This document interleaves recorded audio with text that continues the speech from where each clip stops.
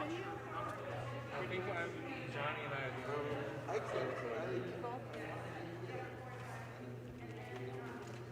Because I think at some point there was an issue about like getting saxophones in the room because of PPO. Oh, yeah. So yeah. it's been reworked.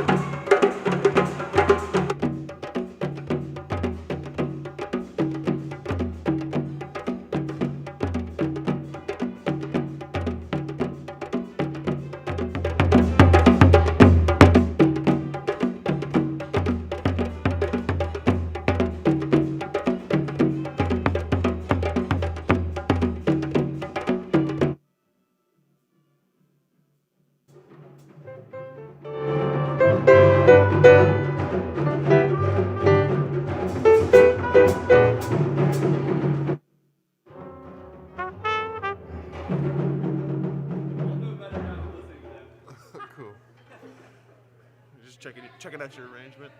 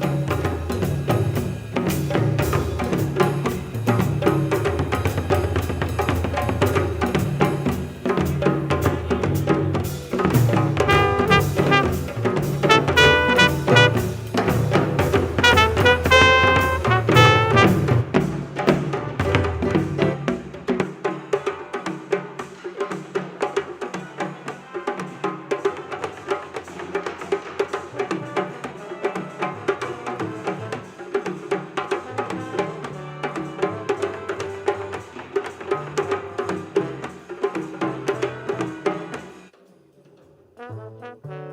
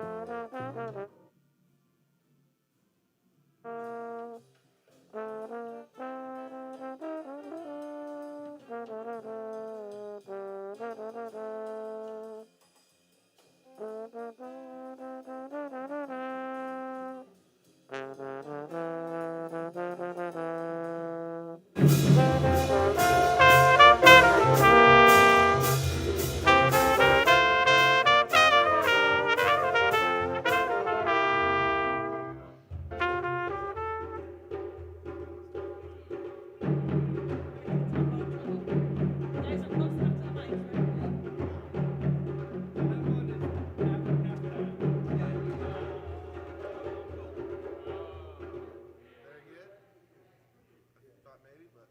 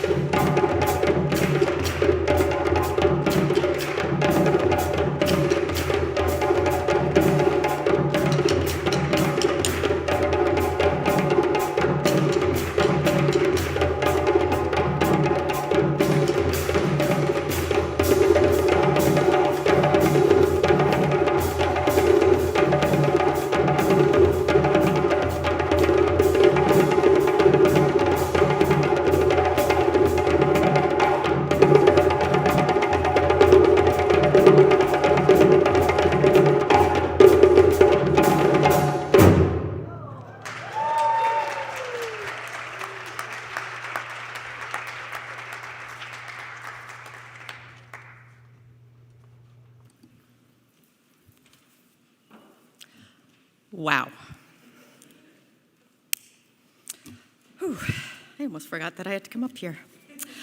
Okay, good morning to all of you, to those of you who are here in the sanctuary, to those of you who are joining us from home.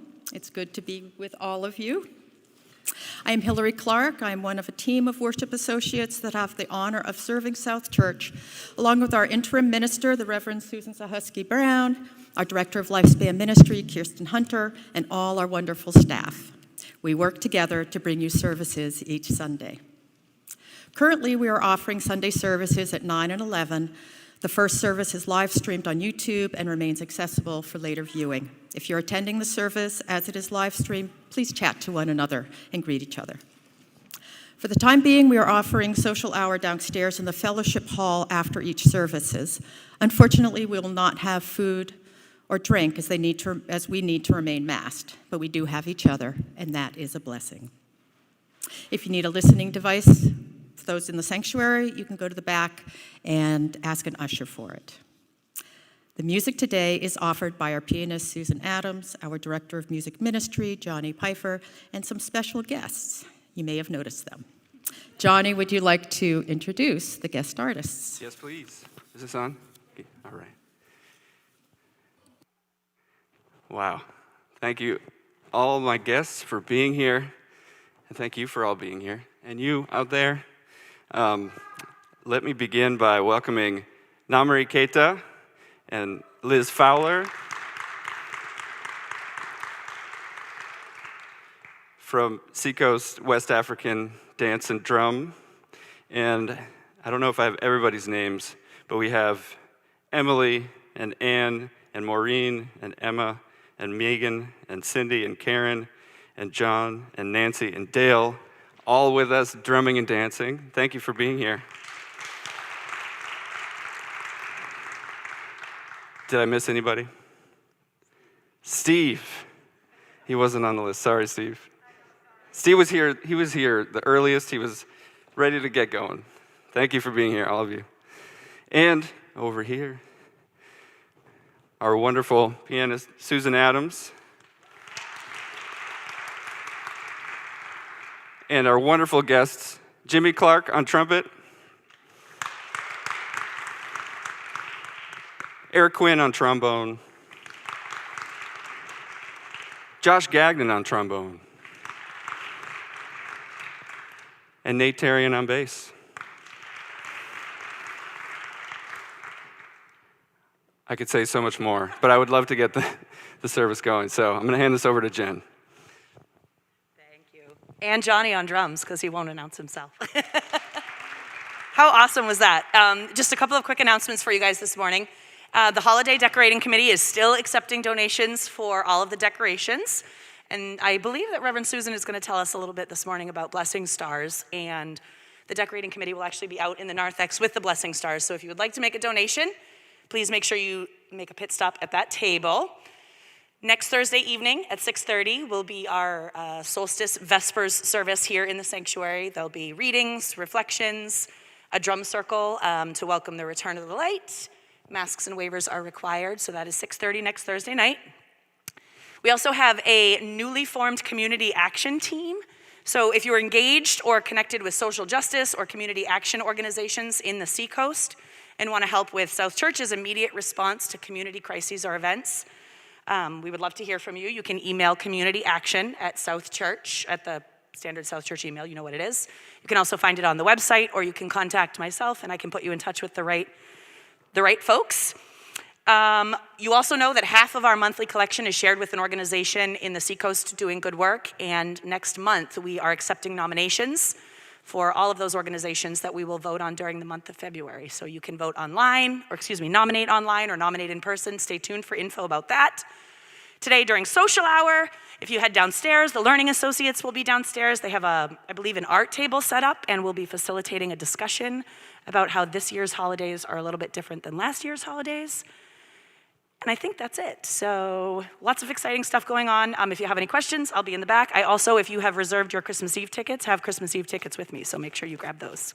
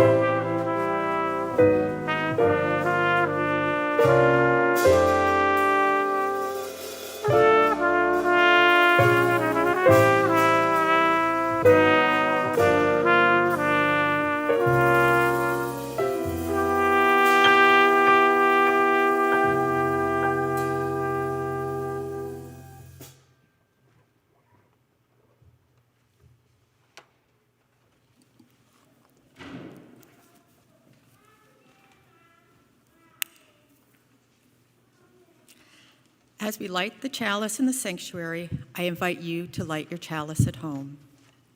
We light the chalice to these words of Rumi. If you knew yourself for even one moment, if you could just glimpse your most beautiful face, maybe you wouldn't slumber so deeply in that house of clay. Why not move into your house of joy and shine into every crevice? For you are the secret treasure bearer and always have been. Didn't you know?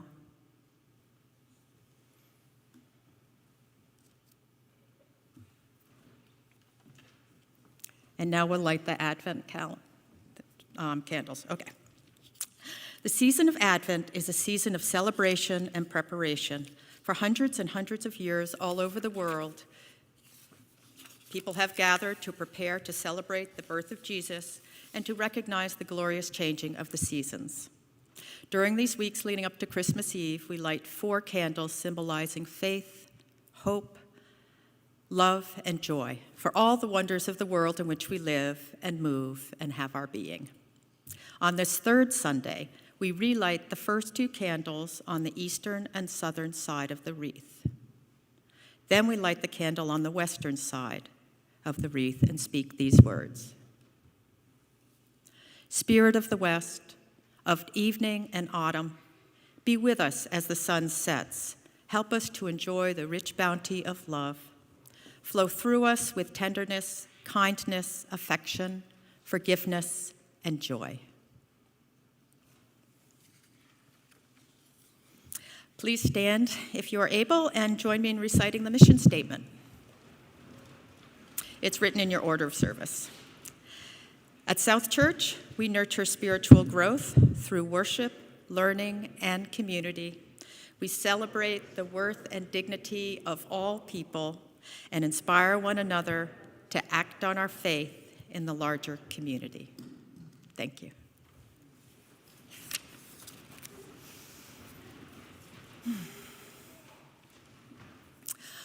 Opening to joy. Opening to joy. There's an invitation there, an action we are being invited to take. With intention, we can be open to joy. It is within our reach and within our power. As Lori mentioned last week, the Vietnamese Buddhist monk Thich Nhat Hanh instructs us to smile. The very act of turning up the sides of our mouth evokes a feeling within us. Our mood rises and opens as we allow ourselves to smile. And what if we added laughter to our smile? When I first began thinking about joy in my life and how I opened to it, the memory of my infant children laughing full-heartedly without reservation came to mind. And I reflexively chuckled at the 30-year-old memory. And this is true. I actually considered just playing a tape of babies laughing for the 2 minutes that I'm up here. I thought that would be just what was needed to get people going. I just thought that would be super nice. So I looked on YouTube. I was going to go through my 100 hours of videotapes of my kids, but I didn't do that. Looked on YouTube, and I found one. It had only been posted 3 years ago, and it had 57 million views. And I tried to imagine 57 million people, or maybe only 40 million, and 17 times they kept checking it out. But I just thought that was just a wonderful thought of all these people in the world laughing together. And just in imagining it, it starts to open you. Smile creeps in, maybe a chuckle. And once you allow yourself to open, for your mood to expand, for defenses to drop, for the ego to recede, and there is joy. It's been there all along. We just needed to be open to it. And today, experiencing the Seacoast West African Dance and Drummers and the Sojoy Sextet, I am reminded that music and dance are also portals to joy. May it be so.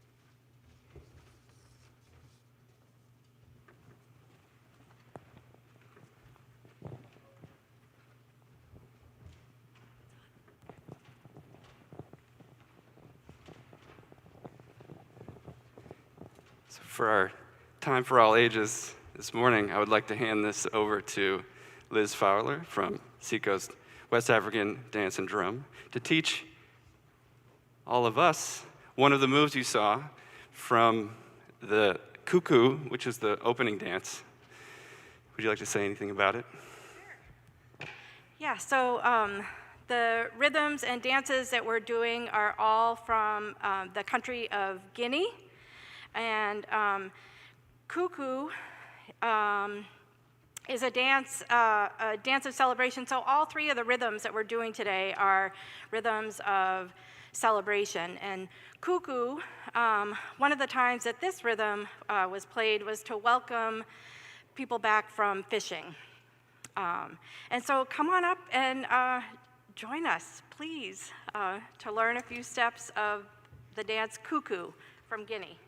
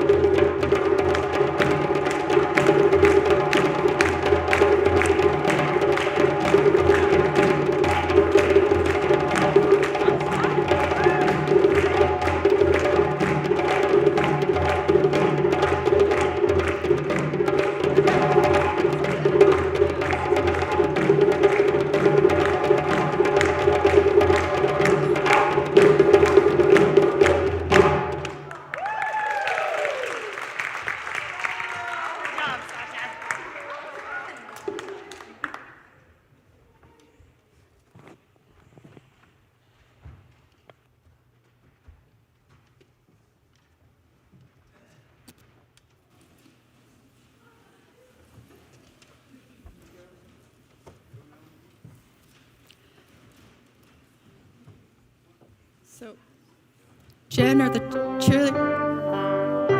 kids meant to?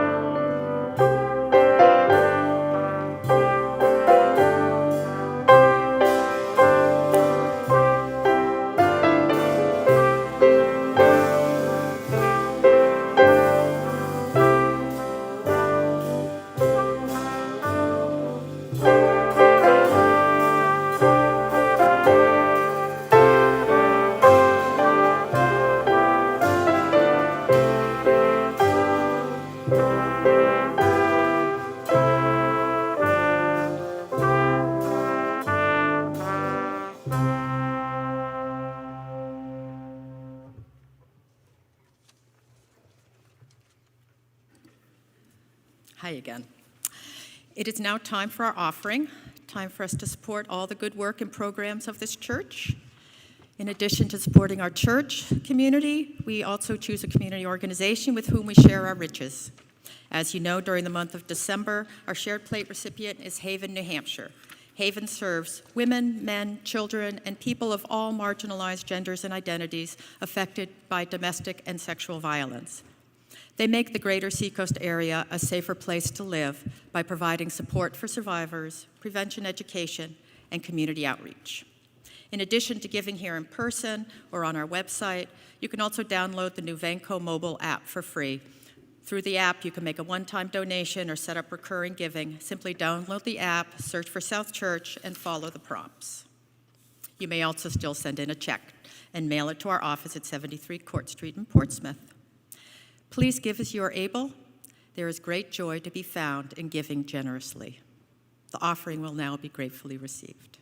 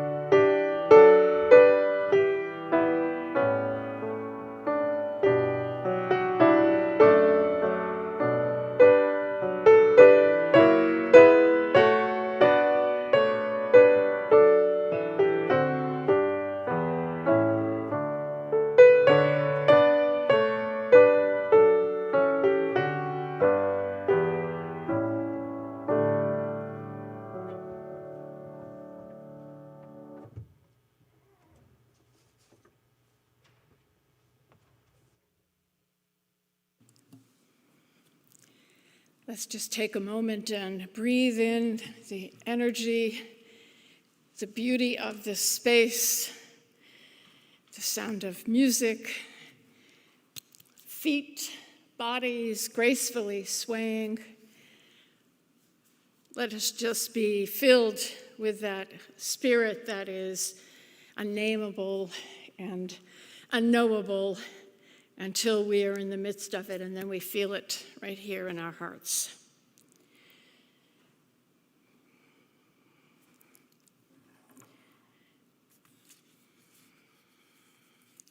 This morning, I invite anyone who wishes to come forward to light a candle of joy or concern, knowing that there are times, that there are joys, concerns, sorrows that are overwhelming, and having a ritual, having a way of expressing those by lighting a candle is the way that we honor that joy, sorrow, concern that you have in your heart and your mind this morning.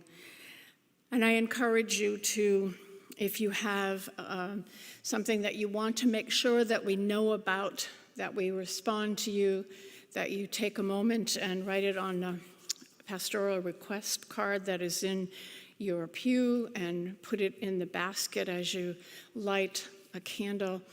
And also, please try to find someone, a staff person, myself, someone who you can have a conversation with so that you know that you're never alone. You are not alone. This morning, I lift up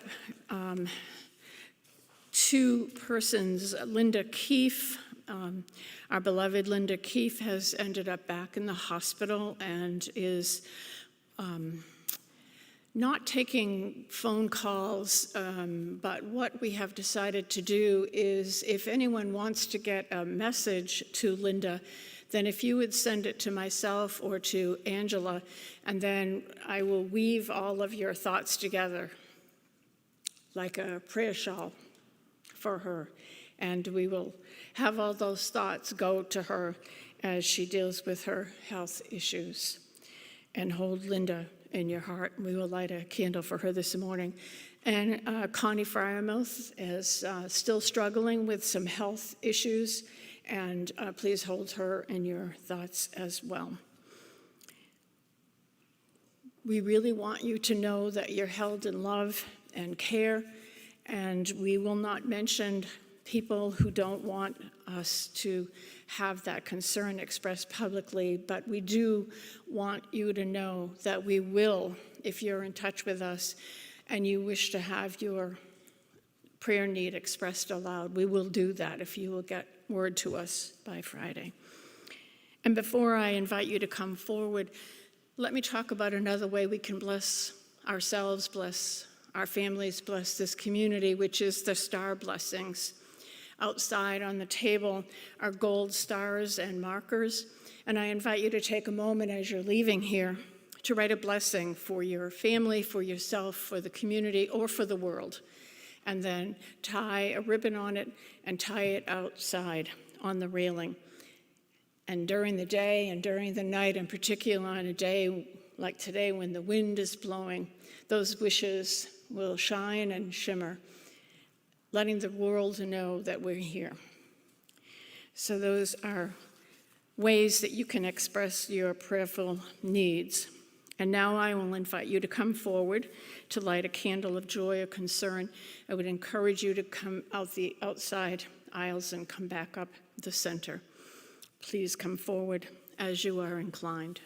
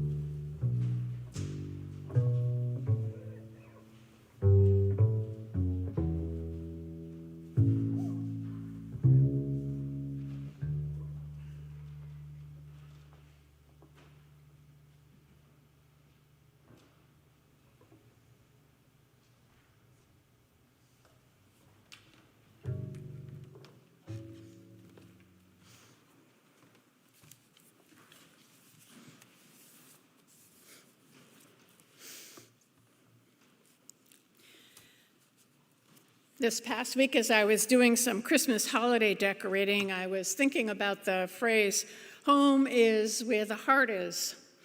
And I was turning that phrase over in my mind.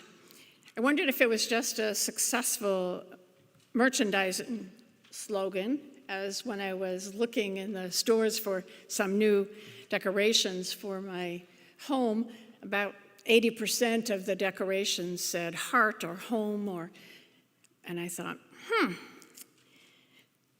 is there a more ancient origin to that than this merchandising? Is there a slogan where the heart is that is older?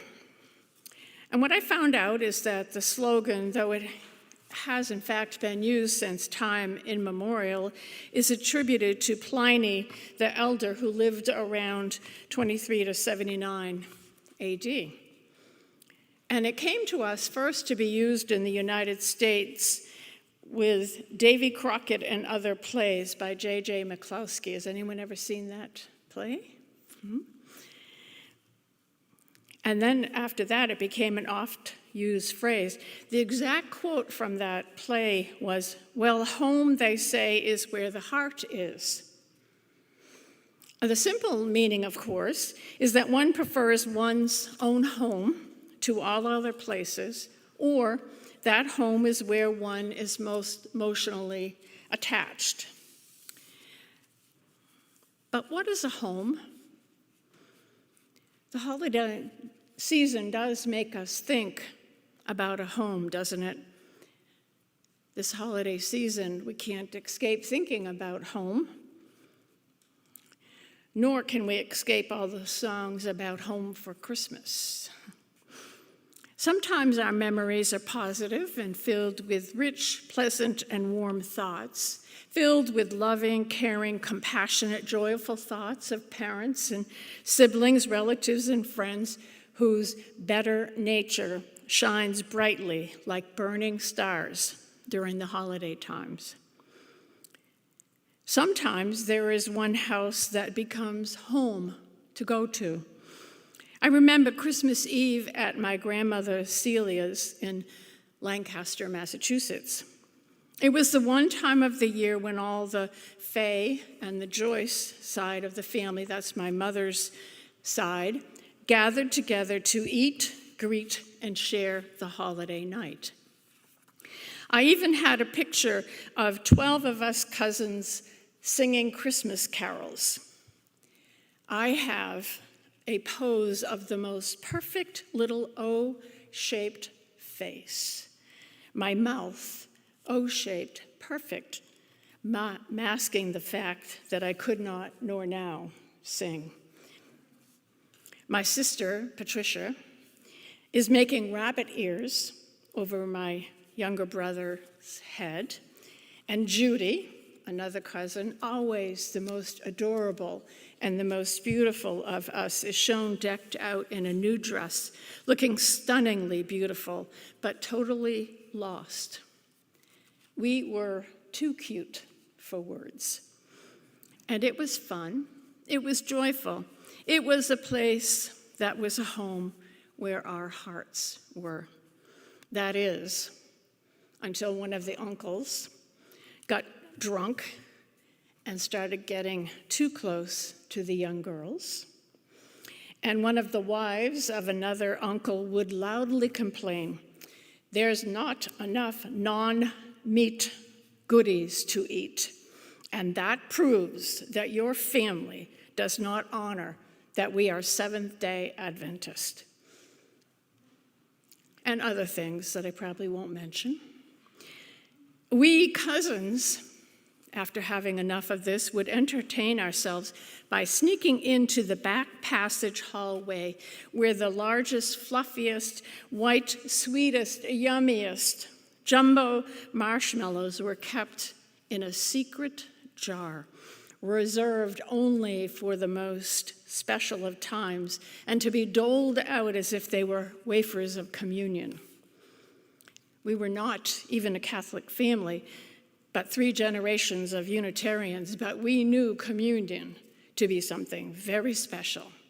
and very sweet. That was Christmas on Ballad Hill Road in Lancaster. What a sweet place to be. And it also meant that once we returned to our homes where we lived, that Santa would soon be making his rounds and eating all those cookies and carrots. Plus, sleep always came better with a belly full of marshmallows, sliced meat, potato salad, a fruited jelly mold, Jell-O mold, you know, the green, yeah. Do I need to remind you? Then deviled eggs and Christmas cookies. Where do you remember spending your childhood holidays? Where was your heart? And then life changes. And in the blink of an eye, cousins and siblings grow up and move away. Grandparents die, parents divorce or get ill, and we get into relationships that either meet or sometimes don't meet the approval of family, and the home to go to is different or not there anymore. Maybe some of you decided that it would be your home, that you would open up to relatives and friends and put your whole heart into making your home into a place of emotional warmth, support, and rich traditions.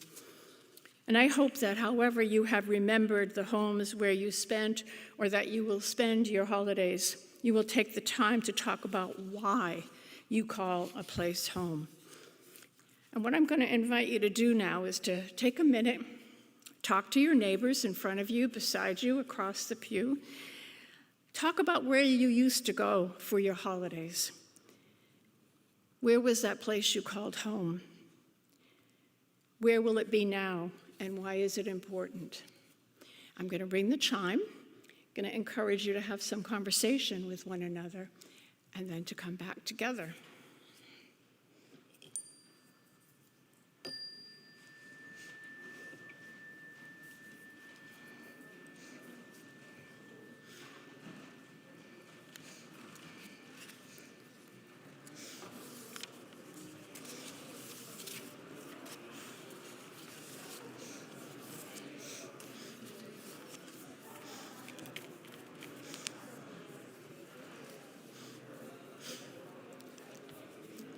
And those of you at home, will you write things in the chat for us so we can follow you?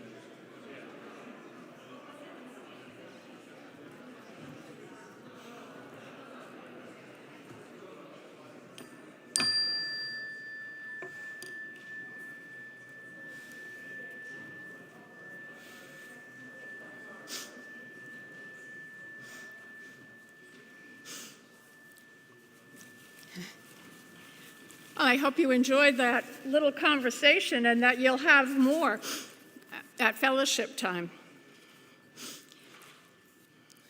You know, it's getting ready for Christmas Eve, and I always rereading the nativity stories, and I noticed something about home, because the only gospel that has the story of Jesus' family having to go to be registered in the town of Bethlehem is from the book of Luke. That entire story of Jesus being born in a manger because there was no place in the inn is only told in the book of Luke. And there are some of the more beautiful lines of the Bible and of the nativity story from there. How many plays, carols, pictures, images, songs, stories have gone into that?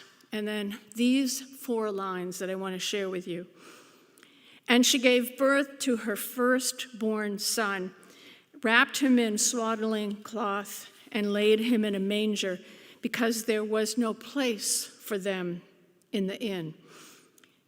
Not only am I always taken back by the poignancy of that story, a little misfit family having to leave their home during the end stage of Mary's pregnancy and not being able to find a home where a newborn babe could be birthed.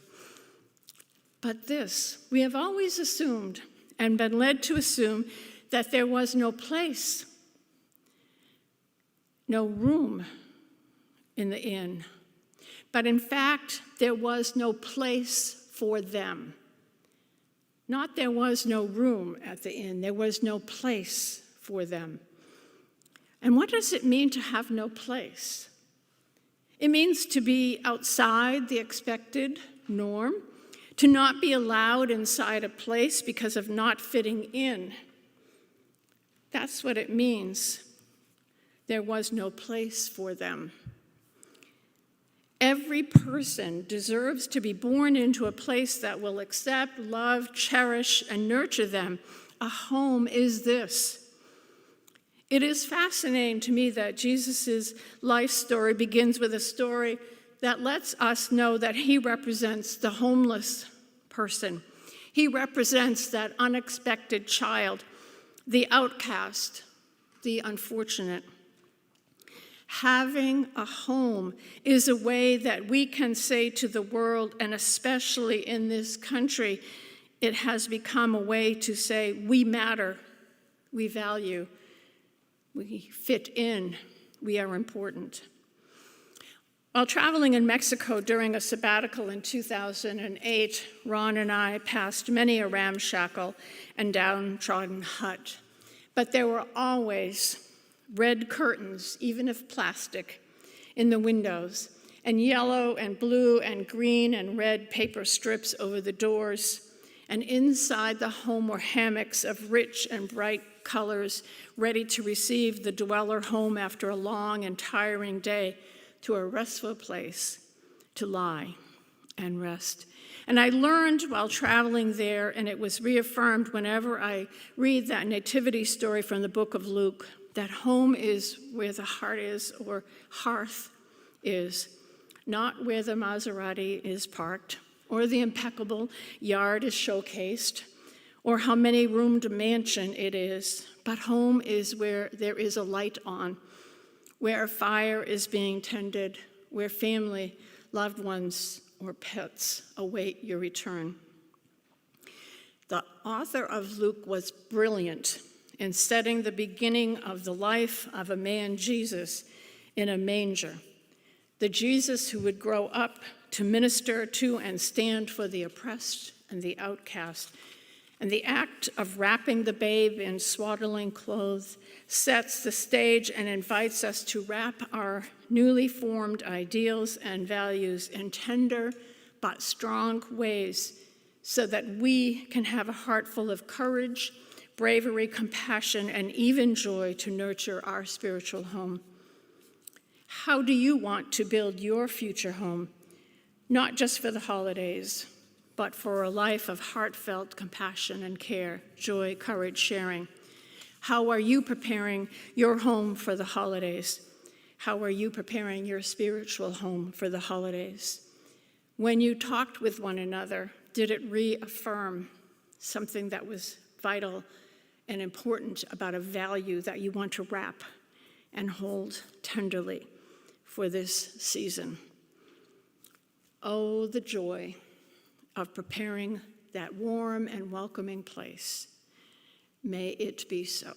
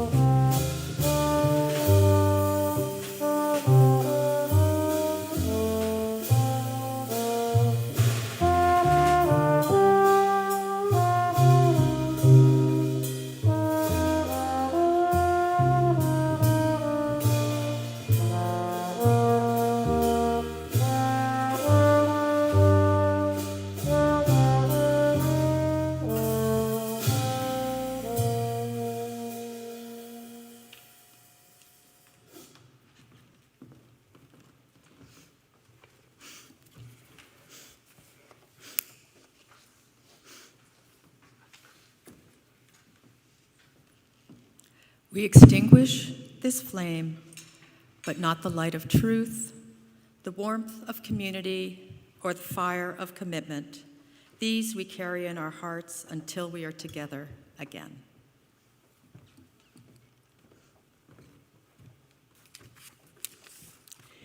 Taken from a reading by the Reverend Woody Woodrick.